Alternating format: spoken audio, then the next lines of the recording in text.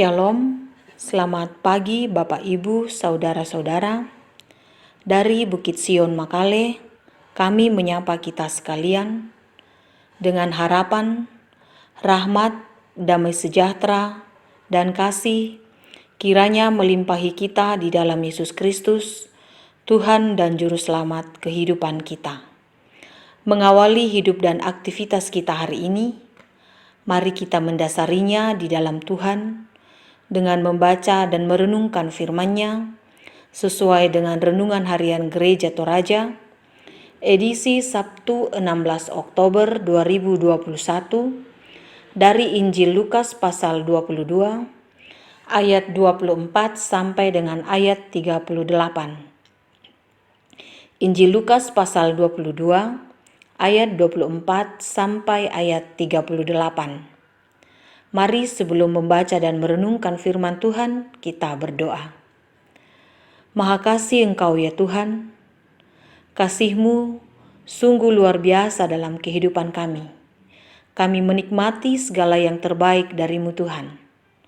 Pada saat ini, kami akan membaca dan merenungkan firman-Mu. Bersabdalah ya Tuhan, kami siap mendengarkannya. Kiranya dengan kuasa Roh Kudus, kami boleh dimampukan mendengar dan melihat kebenaran-Mu melalui firman-Mu, dan kami boleh diubahkan menuju apa yang Engkau kenan. Ampunilah kami yang terbatas ini Tuhan, kiranya kami boleh melihat kebenaran-Mu yang sesungguhnya di dalam seluruh firman yang boleh kami baca dan dengarkan pada saat ini. Di dalam nama Yesus Kristus kami berdoa. Amin. Firman Tuhan dari Injil Lukas pasal 22 ayat 24 sampai dengan ayat 38 berbunyi, percakapan waktu perjamuan malam. Terjadilah juga pertengkaran di antara murid-murid Yesus. Siapakah yang dapat dianggap terbesar di antara mereka? Yesus berkata kepada mereka, raja-raja bangsa-bangsa memerintah rakyat mereka, dan orang-orang yang menjalankan kuasa atas mereka disebut pelindung-pelindung. Tetapi kamu tidaklah demikian, melainkan yang terbesar di antara kamu hendaklah menjadi sebagai yang paling muda dan pemimpin sebagai pelayan. Sebab siapakah yang lebih besar, yang duduk makan atau yang melayani? Bukankah dia yang duduk makan? Tetapi aku ada di tengah-tengah kamu sebagai pelayan. Kamulah yang tetap tinggal bersama-sama dengan aku dalam segala pencobaan yang aku alami. Dan aku menentukan hak-hak kerajaan bagi kamu, sama seperti Bapakku menentukannya bagiku, bahwa kamu akan makan dan minum semeja dengan aku di dalam kerajaanku, dan kamu akan duduk di atas tahta untuk menghakimi ke-12 suku Israel. Simon, Simon, lihat, iblis telah menuntut untuk menampi kamu seperti gandum. Tetapi aku telah berdoa untuk engkau, supaya imanmu jangan gugur. Dan engkau, jikalau engkau sudah insaf, kuatkanlah saudara-saudaramu. Jawab Petrus, Tuhan, aku bersedia masuk penjara dan mati bersama-sama dengan engkau. Tetapi Yesus berkata, aku berkata kepadamu, Petrus, hari ini ayam tidak akan berkokok sebelum engkau 3 kali menyangkal bahwa engkau mengenal aku. Lalu ia berkata kepada mereka, ketika aku mengutus kamu dengan tiada membawa pundi-pundi, bekal dan kasut, adakah kamu kekurangan apa-apa? Jawab mereka, suatu pun tidak. Katanya kepada mereka, tetapi sekarang ini, siapa yang mempunyai pundi-pundi, hendaklah ia membawanya. Demikian juga yang mempunyai bekal, dan siapa yang tidak mempunyainya, hendaklah ia menjual jubahnya dan membeli pedang, Sebab aku berkata kepadamu, bahwa nas kitab suci ini harus digenapi padaku. Ia akan terhitung di antara pemberontak-pemberontak, sebab apa yang tertulis tentang aku sedang digenapi. Kata mereka, Tuhan, ini 2 pedang. Jawabnya, sudah cukup. Amin, firman Tuhan. Bacaan kita ini diberikan tema metode percakapan yang jitu.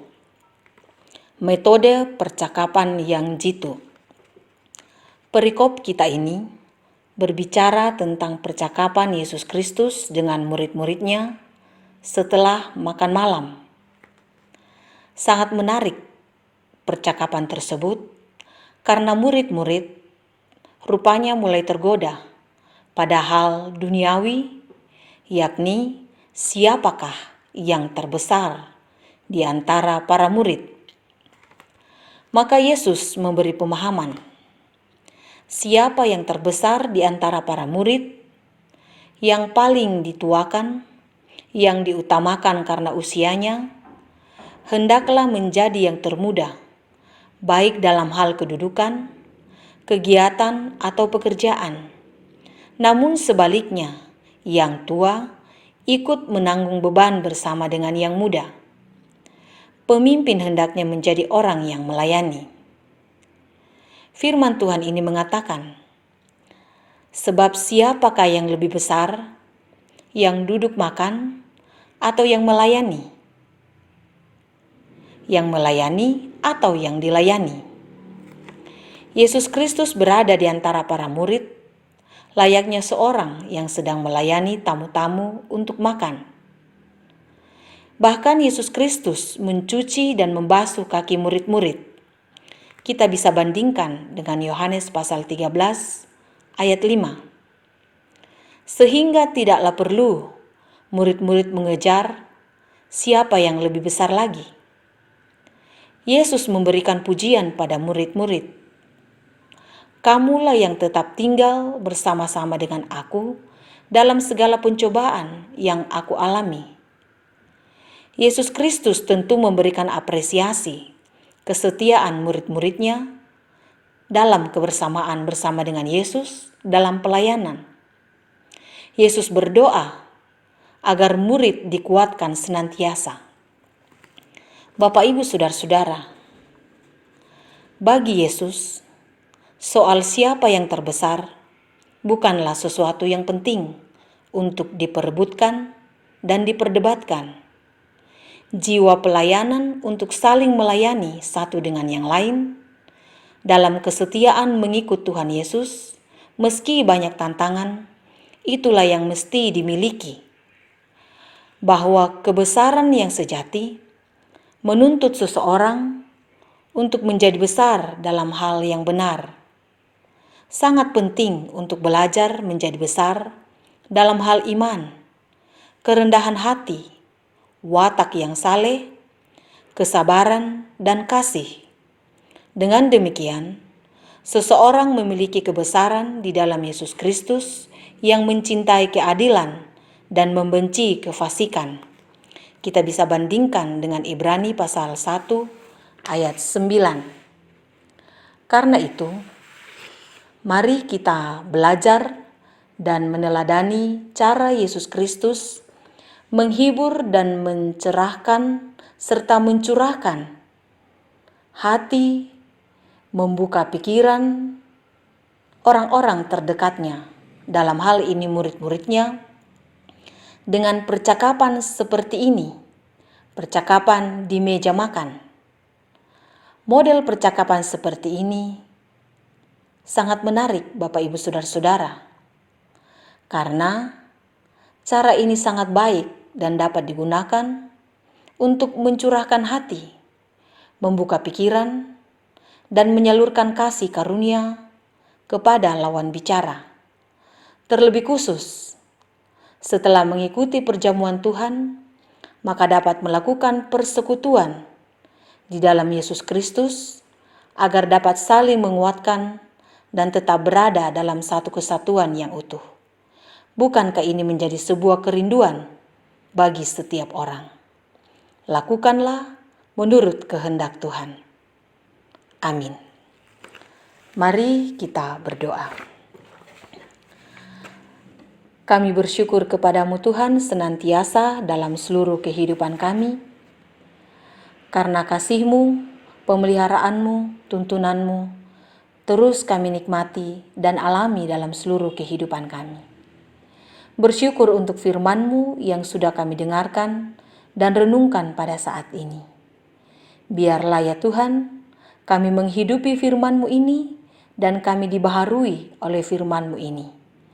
Bapa kekasih jiwa kami, ke dalam tangan-Mu kami menyerahkan seluruh kehidupan kami, baik kami secara pribadi, bersama dengan keluarga kami atau rumah tangga kami, dalam persekutuan kami, di tempat kerja kami, bahkan di mana saja kami berada di tengah-tengah masyarakat.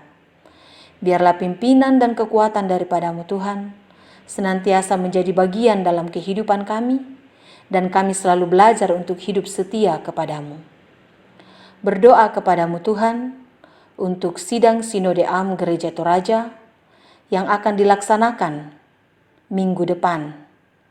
Biarlah ya Tuhan, Tuhan berperkara atas sidang Sinode Am Gereja Toraja ini, dan jadilah menurut kehendak-Mu sidang Sinode Am, segala hikmat dan kebijaksanaan daripada-Mu Tuhan, kiranya Tuhan curahkan bagi setiap orang yang terlibat dalam sidang Sinode Am Gereja Toraja. Demikian ya Tuhan, kami berdoa, rencana pengucapan syukur tahunan dan hari ulang tahun Jemaat Sion Makale. Kiranya rencana ini boleh jadi seturut dengan kehendak-Mu. Kami serahkan kepada-Mu Tuhan, pemerintah kami, kasih karunia-Mu kiranya terus bersama dengan pemerintah kami. Bahkan situasi bangsa dan negara kami, dunia ini kami serahkan kepada-Mu Tuhan. Kuasa-Mu kiranya terjadi atas dunia ini, atas bangsa dan negara kami.